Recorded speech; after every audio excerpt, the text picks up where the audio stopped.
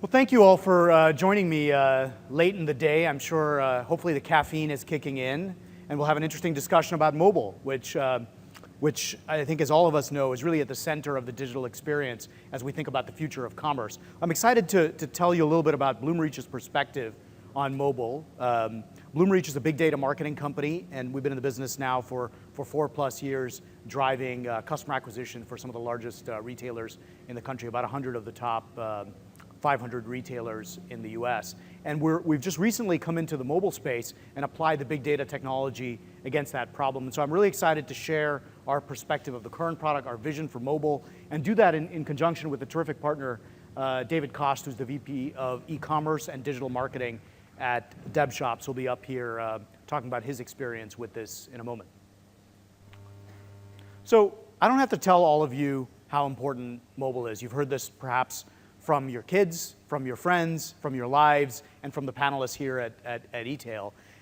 The statistics are staggering, right? 14% of US web traffic was on mobile in 2012. 39% of traffic to top 500 retailers will be from smartphones in 2013, and that number will exceed 50% in 2014.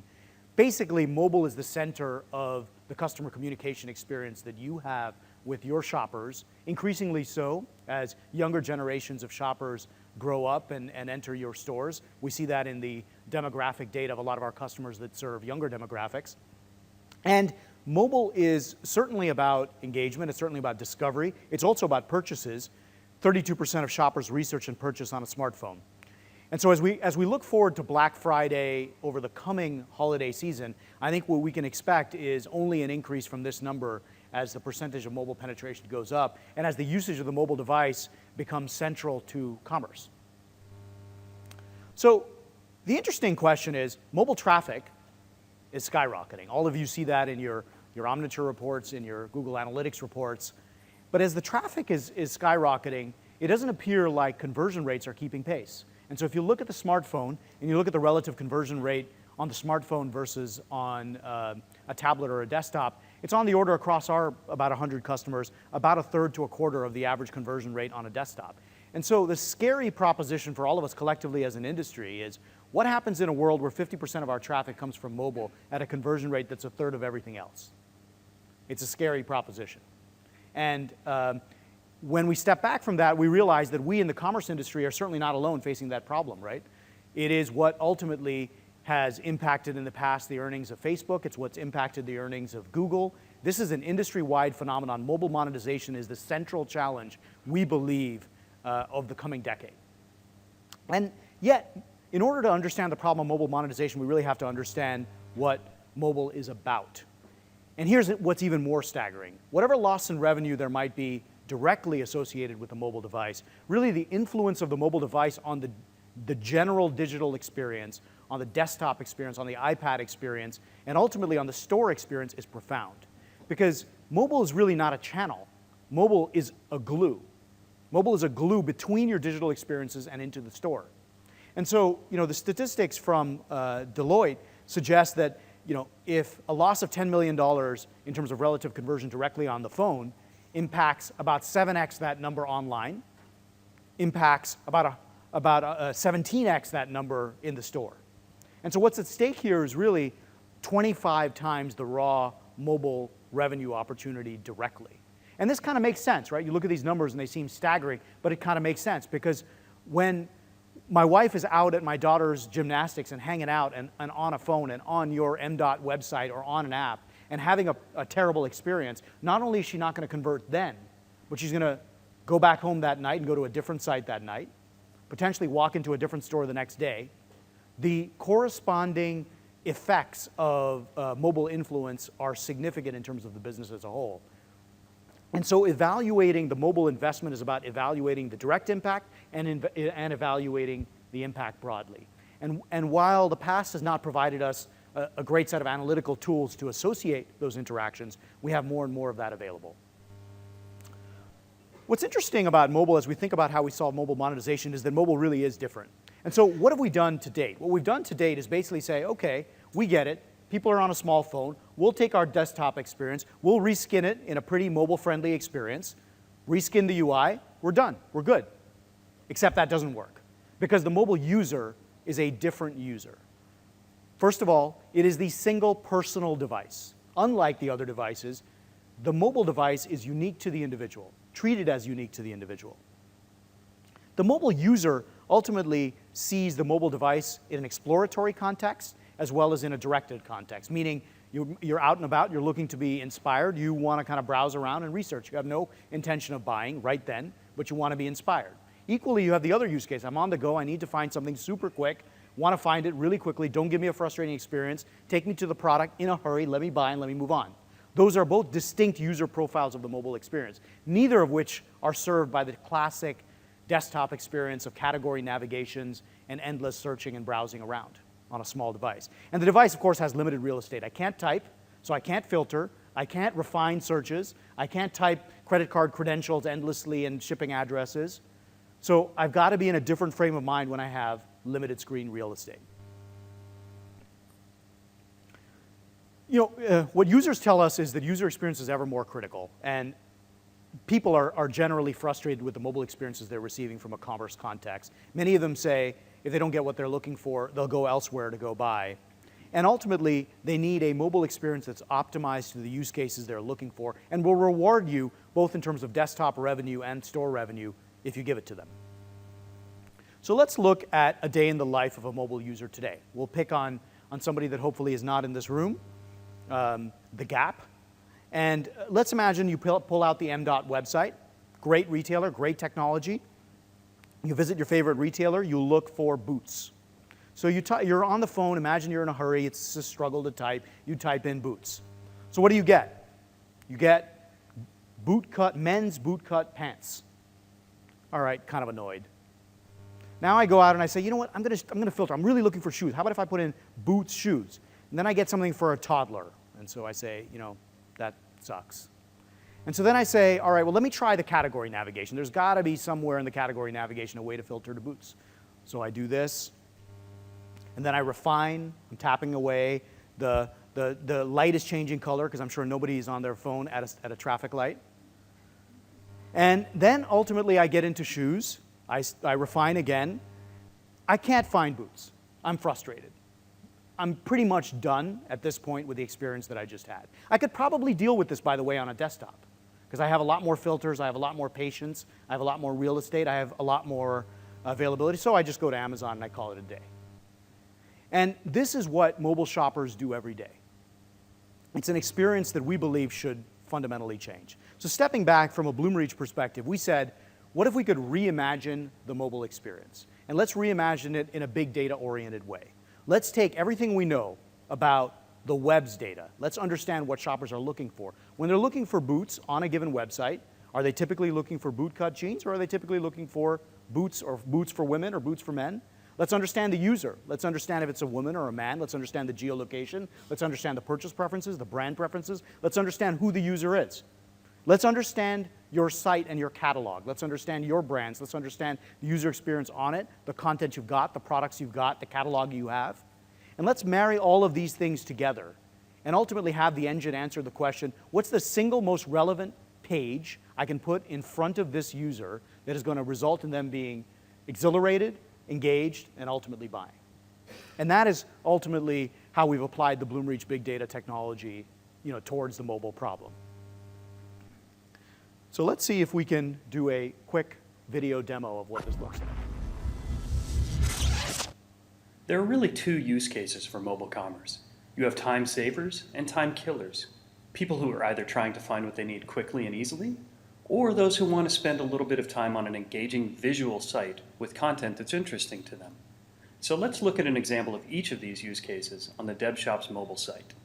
Our first shopper is looking for the perfect high-low dress. She goes to the DebShop's mobile site and is immediately encouraged to search. She begins to type and then uses the auto-suggestions to complete her query. So with very little frustrating thumb typing, the shopper is already where she wants to be, and the results shown are all high-low dresses.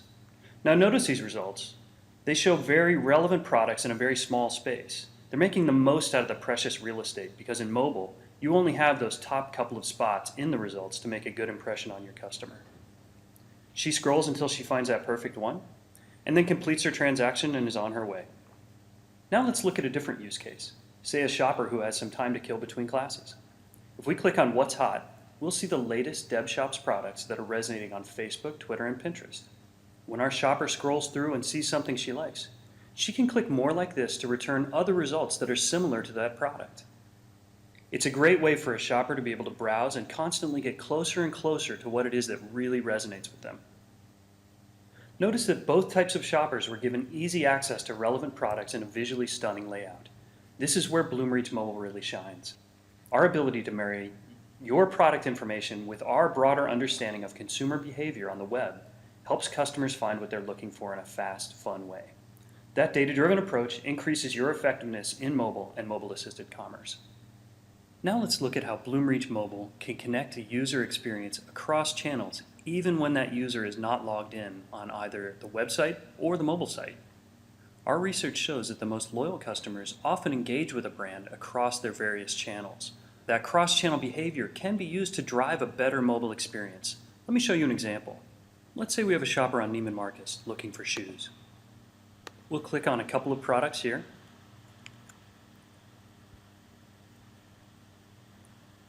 And then switch over to the mobile site. Now we're on Neiman Marcus's mobile site. And remember, we're not logged in here and we weren't logged in on the desktop site. If I click this For You icon at the top, it's going to take me to a page called Just For You. Just For You does a number of things, including showing me products that I recently viewed on the desktop site. Just For You also builds dynamic categories based on my behavior on the mobile site as well as on the desktop. It uses things like my propensity for certain brands, whether or not I'm a sale shopper, or if I'm really into new items that are in stock, to build these relevant, personalized categories just for me. As you can see, it can create a great shopping experience, and I can engage with the other features as I would have on the DevShop site, things like more like this, till I find that perfect item for me.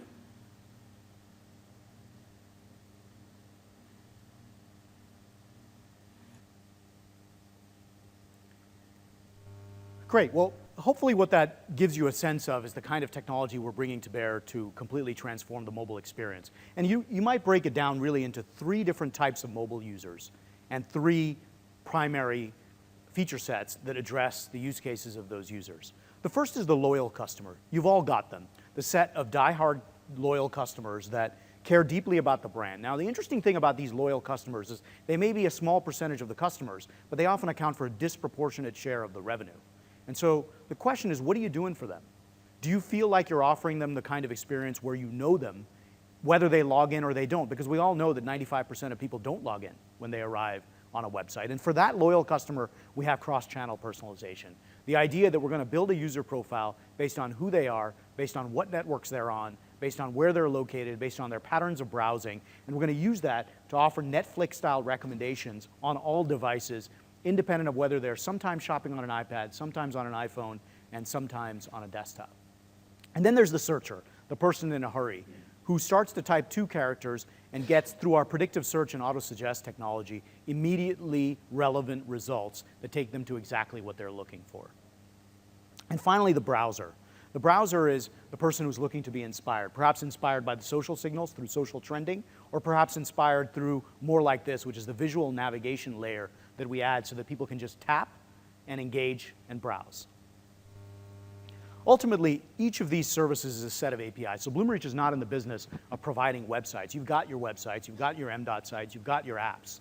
What we're in the business of providing is a set of relevance-based services wherein you take the user's intent, in this case a Tory Burch handbag, that results in your mobile site or your app making an API call back to our set of servers and us returning back a set of experiences that's uniquely relevant to the mobile user, resulting in them engaging both directly on the phone and ultimately going off and either transacting directly on the phone or elsewhere.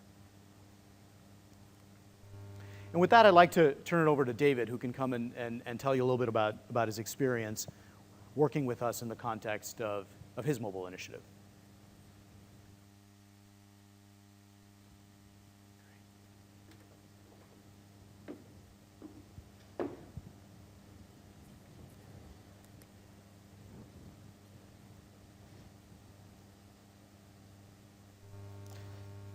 So Deb Shops has been in business for about 75 years.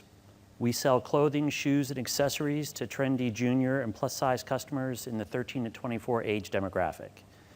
We operate over 300 stores across the United States. We have an extensive online presence, and we fully embrace the omni-channel experience.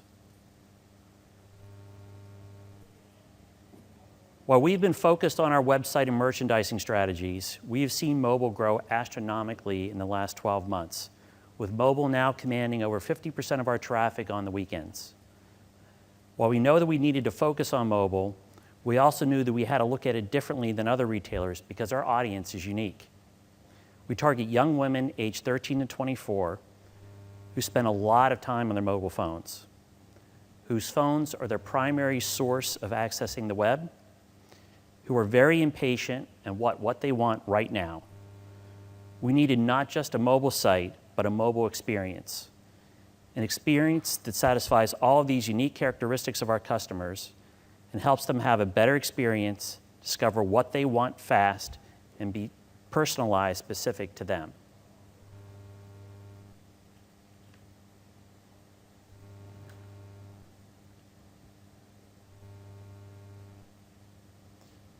So we realized that BloomReach had a solution to help us achieve our mobile objectives. This was not just about porting our website onto a mobile device. This was about creating an experience that is optimized to the mobile user, who is inherently different from a web user. BloomReach delivered on that promise. As you saw in the demo, BloomReach Mobile has transformed the Deb Shops mobile site into really a mobile experience, one that enhances discovery and creates relevant experiences for our users that ultimately leads to more engagement, product discovery, and revenue.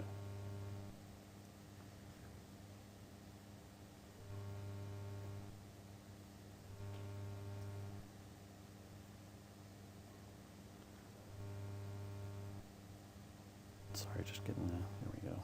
So the results that we've seen so far with BloomReach Mobile have been very positive. With search being a primary driver for any mobile site, we've seen a 20% uplift in revenue per visit just for people who use BloomReach Mobile. 65% of users to Deb Shops that use search use the auto-suggest and the predictive search. We're seeing users who engage with that feature spend upwards of 40% more time on our site. More time means more discovery and a higher likelihood of her finding what she wants. We measure success by engagement. We've seen a 3 times increase in time on site for people who use the BloomReach services. We've seen a 3 times decrease in bounce rate, and we've seen a 4 times increase in conversion rate. I'm going to say that one again. Our conversion rate for people who use BloomReach is 4 times people who don't. The ability for our customer to be able to navigate our extensive product catalog and quickly find something that they're interested in is just, it's the difference between getting a sale and not having it. We have a big special occasion dress business, so we're about to come into homecoming. We'll have 400 different styles of homecoming dresses. I mean, she's really not capable in a text way of expressing what it is she's looking for, but she can see a picture of a dress and say, I want to see more dresses like that. And her ability to quickly get to a set of products that she's interested in, you can see from the numbers, really makes a difference between having a sale and not having it.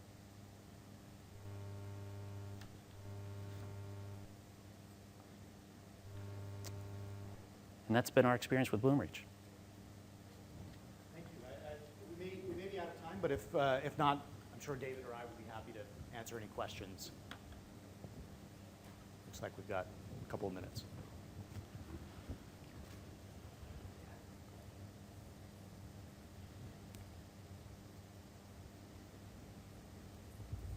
Hi, I just had a quick question. You were talking about how someone could search on a desktop and then see those same products on mobile, not logging in.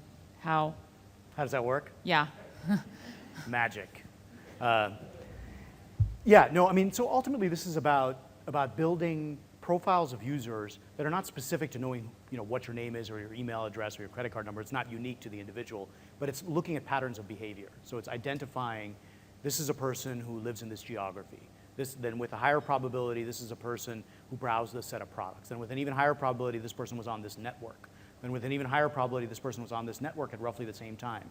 Then browsed to this set of products, looked at multiple products on the same device. So with each incremental data point, we increase the confidence that we have in the prediction of the likelihood that this is the same person.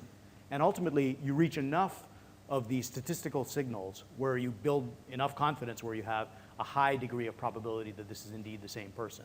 And then you say, okay, based on that, I'm going to build recommendations for that set of individuals. And we do that in a way that if you browse any of the experiences, for instance, if you check out the Neiman Marcus website that was shown earlier around Just For You, what you'll find is that it's not done in a way that is in any way creepy. It's intended to be like Netflix. You go in and you might see a set of categories. If what we know is that you have a propensity to the Christian Louboutin brand, it'll just recommend a set of Christian Louboutin products. If what we know is you're interested in products based on your geography or very specific products, it might recommend specific products. As it builds confidence, it also builds a deeper and deeper set of recommendations that it can offer you.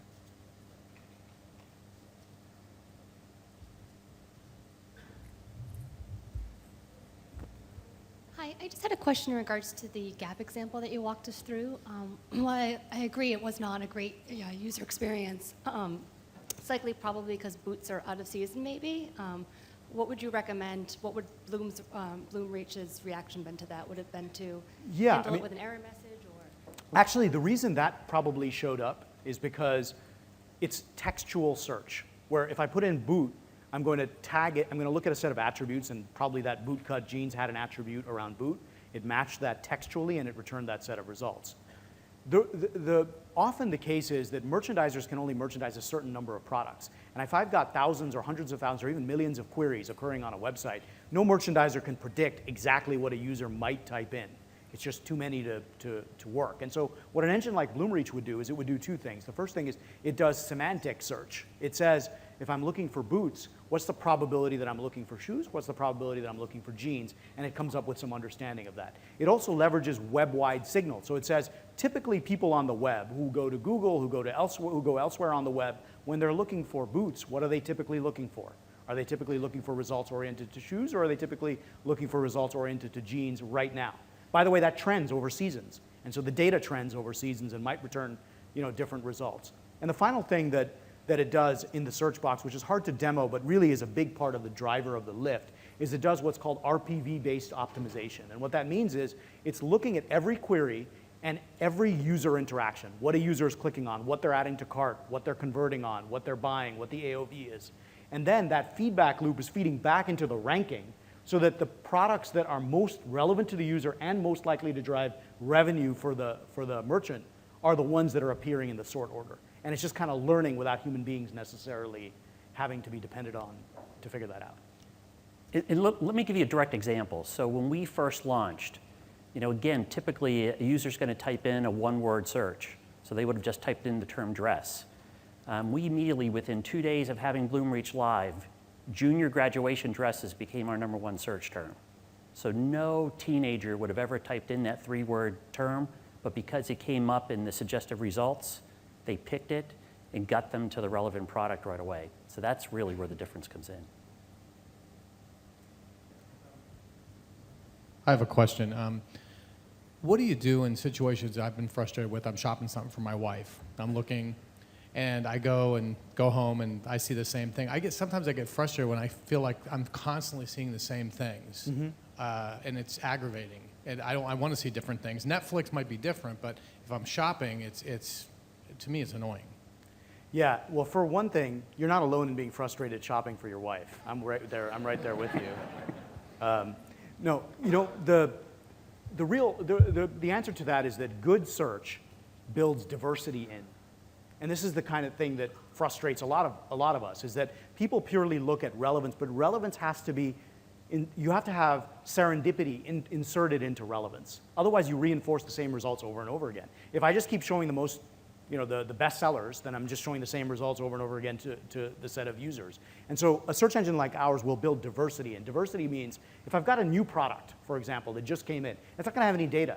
It's not going to have any past user behavior. It's not going to have any sales. It's just new. And yet, the fact that it's new, it's got to be inserted somewhere. And so the engine will always factor in making sure that you see some level of diversity over time so that you don't have the kind of experience that you have.